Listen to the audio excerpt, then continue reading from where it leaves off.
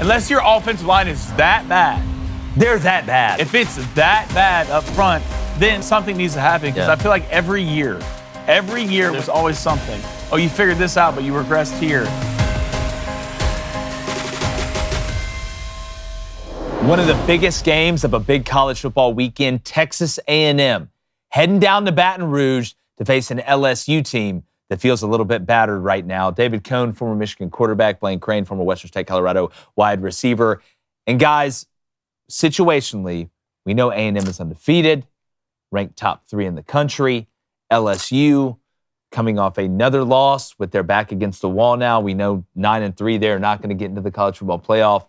You feel the heat kind of coming on to Brian Kelly a little bit. And, when you look at this matchup, obviously a lot of people are going to talk about the struggles of LSU's offense, and you should, and how the offensive line's been performing, which is another year of this, for lack of a better term, if you're an LSU fan, it's absolute bullshit to me. It's ridiculous. You wasted the talent you have last year. You look at the talent you have this year, and you think it would get better, like it would get fixed. I don't think they have bad players.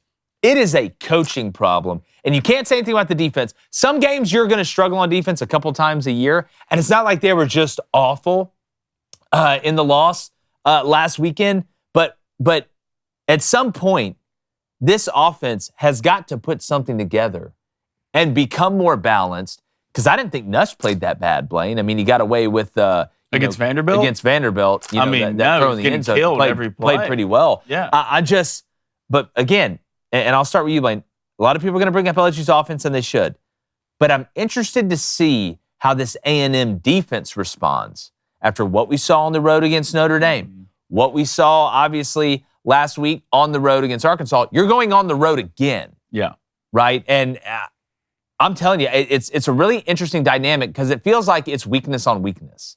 Well, I will say this. As we've seen A&M's defense play fantastic, we've seen it play below average. And if there's anywhere in college football, and I don't think there is, that's going to be more hostile than a game in Death Valley at 7:30 at night with LSU's back against the wall, like it doesn't get any crazier than that. But I will say this. When it comes to this LSU team, right now the spread is -2.5 A&M with the over-under going off at 48.5. No money line has came out yet. It doesn't make sense to me why this LSU team is this anemic on offense. It has to be like what Joe Sloan is doing right now. It's beyond malpractice. I mean, your offensive line looks terrible. Well, that's the problem. Your offensive line is one of the worst offensive line in the SEC. You have weapons that receive you. Berrien Brown, Xavier Thomas. I mean, Green at tight end. You do bring back Nussmeier. I think Caden's a good back. He might not be a great back. He's hurt. But there's no way LSU should be this bad on offense. So, I mean, we'll see. You can't fix it against A&M. I mean, they got 230 yards rushing against Arkansas, so there is room for opportunity. Well, and, I mean, Arkansas's defense is just an ass sandwich. But, David, David.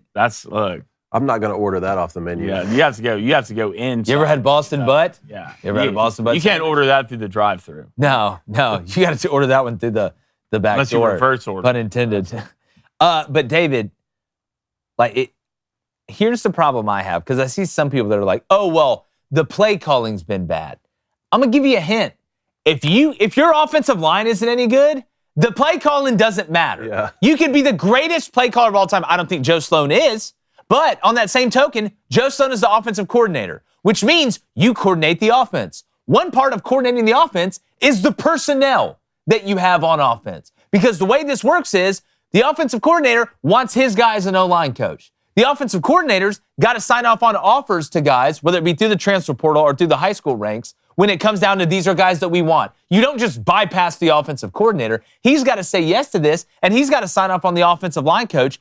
And it's been an absolute train wreck. So offensive coordinator does not just mean play caller in 99% of situations. And in this one, he's not just a play caller. He is responsible for the personnel that is out there and the way that personnel is being coached. So it's either you're coaching it, you're allowing it to happen, or you're recruiting it. That's the problem with LSU. But, I mean, again, I don't think A&M's going to go in there and light the world on fire on offense. I don't think LSU's got to score 30 points to win this game. I think the number's 24. That's what I think it is. Well, okay, I'm glad you brought that number up. But this matchup is creating a really interesting scenario for me because Texas A&M is undefeated. They look like a better football team writ large. But LSU, like you said, is going to be in Death Valley at night. That would already be enough to balance it. But they already have 2 losses. So you're talking about a team with their back against the wall in terms of the college football playoff picture. You brought up the 24 points. I want to start with Texas A&M on defense because I hear what you're saying about them on defense, and they haven't been that reliable, and they played below average in some games. But the game they gave up 40 points to Notre Dame's elite on offense. They are. Arkansas, they give up 42 points. Arkansas's elite on offense. Arkansas is really good on offense with Bobby Petrino, the offensive coordinator, now as the interim head coach. They're not playing bad on offense against non-elite offensive teams. They held Auburn to 10 points. They held Mississippi State to 9 points. Getting back to your 24 number for LSU, LSU has not scored more than 24 points against any Power 4 opponent they played. That was last week against Vanderbilt, and they lost that football game. So I don't see an offensive performance from LSU that's going to take advantage of whatever problems A&M has on defense. Well, and I want to make this point as well. And again, this is why the dynamic of this game is so intriguing. A lot of it has been, and this is typically how it happens in college football, it's where you play the game. A&M has given up a lot of points on defense when they've gone where? On the road. That's been decently consistent. Where did they hold a bad Auburn offense to 10 points? That was at home. Where did they hold a Mississippi State team that we got a lot of respect for, but A&M is better than they are? At home. So you've got a team that has struggled giving up points on the road in A&M defensively against a team that has struggled in LSU in scoring points offensively, really regardless of where they've been. At, yeah. So, like, one of those things has to give. But you flip that around and say, well, as good as LSU's defense is, what I was about to say. and they've been damn good, this is where going on the road and playing Notre Dame helps you out a lot if you're Marcel Reed. Yeah, you're going into a hostile environment, and I think LSU is more hostile than what Notre Dame is. I think they have value in different ways, but I think we could all agree LSU is more volatile when you're going to play there. But, like, you do have experience on offense going on the road. You just scored 45 at Arkansas, which there's hope. There was hope at Arkansas. That place, it wasn't like there were 9 people at that Arkansas game.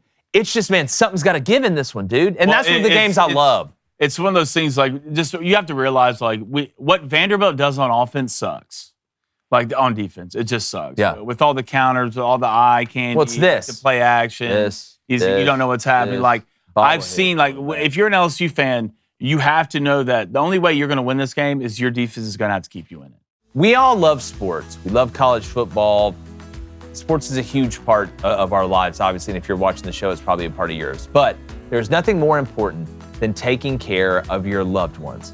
That's where Ethos comes in. They're an online platform that makes getting life insurance fast and easy to protect your family's future in minutes, not months. They've made getting life insurance easier than ever before with their streamlined 100% online process that eliminates complicated paperwork and lengthy procedures. You can secure same-day coverage without ever stepping foot outside of your house. Their flexible coverage options allows you to protect your family with up to $3 million in coverage, with some policies starting as low as $2 per day when billed monthly, making comprehensive life insurance both accessible and affordable. It's no wonder 3 million families have completed their applications and trusted Ethos to help find the right coverage. So protect your family with life insurance from Ethos. Get your quote at ethos.com/booster. That's ethos.com/booster. Application times may vary. Rates may vary. Like, your defense is going to have to keep you. Or A&M's got to turn it over, which is like in the same vein. In the same vein. But you've seen this LSU defense step up to the plate against a really good. I mean, you only gave up 24 against Ole Miss, and that was at Ole Miss. Yeah, it looks a lot better now. We know how good that Ole Miss offense is. That was with Whit Weeks. True. I know he was dating the coach's daughter, but is he going to play this game? Is he going to play? Obviously, I mean, that's a great question. But I do think, like, if you're LSU, you have to approach this game of how can I make Texas A&M one-dimensional? I have to make them one-dimensional. I can't have them coming out here running the ball and throwing the ball at will. Let's take one away. If that's taking the run away and say, Marcel Reed beat me with your arm, which we've seen he can do, that's fine. If it's taking the pass away, say, hey, we're going to make you keep it on. Yeah, and in taking the run away, again, you're dealing with a dual-threat quarterback. Yeah. So it's not like you're keen, because really, like, go back, pull up the Notre Dame box score for A&M when they scored. I think Marcel Reed was like 17 of 37. It was a very inefficient night, but he made big. 17 of 37, 360 though. Yeah, that's what I'm saying. Like, 2 it was touchdowns and a pick. huge plays. I can't remember what he rushed for. 7 carries for 37 37 yards. For 37 yards. So it wasn't like it was incredible, but they hit a lot of those big plays. And a lot of A&M's big plays aren't deep balls. They're not. Marcel can hit them. Some of them are. It's Mario Craver and Concepcion after the catch. They are so dynamic after the catch. So if you're LSU, who Blake's going to pressure a lot, he's going to run a lot of man, can you get these A&M receivers down? If you cut the water off in the run and you're having to play skinny in the back, you can't let Craver break 2 tackles and go score from 70 out. You can't let Concepcion catch a bubble, make a guy miss, another guy miss, and run for 40 after the catch. So, again, as much as stopping the run is, obviously Moss and this running back group and Marcel Reed's legs, a huge stat will be yards after reception. That's what I wonder what A&M averages actually on the season, yards after the catch, because it's probably stupid. Well, yeah, I mean, that's what I was going to say. If you thought it was difficult to defend against Vanderbilt, congratulations, because here comes Marcel Reed and Mario Craver and KC Concepcion and Le'Veon Moss, and I do think they can stretch you vertical in a way that Vanderbilt doesn't necessarily or Missouri doesn't necessarily. But getting back to the Ole Miss point, the Ole Miss point's fair. You held them to what, 24 points? Again, though, in a loss. You know, and there's something to be said about Lane playing the way that he needs to play towards the end of that game to win it, you know, not to cover some spread, even though, ironically enough, that was a goal of his before the game because of the week situation. And turnovers are obviously one of the biggest stats that we have in college football. I'm wondering if you're Colin Klein and you're the Texas A&M offense and you're watching film and you know how talented this LSU defense is, but also in the back of your mind, just because you're the offensive play caller, the offensive coordinator, you have to understand what that other team is like on offense too, and that will kind of get you in the flow of playing the game. How conservative will the play calling be from A&M with a defensive-minded head coach, with a guy like Mike Elko, knowing that LSU has struggled on offense, especially at the first 2 to 3 possessions? It looks like the same old LSU offense that we've seen. You're whipping their ass up front, this, that, or the other. And will that, by its nature, the conservative play calling from A&M, keep LSU in this game? Because you're too afraid to say, God, man, I feel like if we just don't lose it, we're going to win it. Like, to me, that's the tightrope in a crazy environment at night, at 7:30 at night, Eastern, I'm guessing. Like, that's the tightrope I'm interested to see Colin Klein walk. I know it feels a bit weird to say, but Auburn has to be the best comp right now, right? For Texas A&M playing, just because Auburn, say what you will about them, they are really good on defense, struggle on offense, a little bit comparable to what LSU's dealing with. Now, Texas A&M did play them in College Station, so like you said, they're going to go on the road to Death Valley. All bets are off when you go to Baton Rouge at night. But in that Auburn game, Texas A&M still rushed for 207. Le'Veon Moss had 139 on 21 carries. Marcel Reed was 15 of 22. He didn't throw a touchdown that game, but he did throw an interception. So that's another thing. Can LSU turn them over the way they were able to do, say, against Florida when they picked off DJ Lagway, 5 times? Yeah, you almost feel like that's their only hope. Like that. See, I don't. You get. I mean, again, like we sit there and look at the personnel on LSU, and you look at wide receiver and you like it. You look at running back and you like it. You look at quarterback. Nuss does some really good things. He is an NFL player at the end of the day. At least we think so. But it's the offensive line, man. Like, I can't get up. That's the heart of the body. That's the heart of the body. The quarterback's the brain of the body. Without the heart, the brain don't work. That's just, it is what it is. So, like, at this point, I'm done hoping. If I'm an LSU fan, I'm done hoping that it's going to get figured out on offense.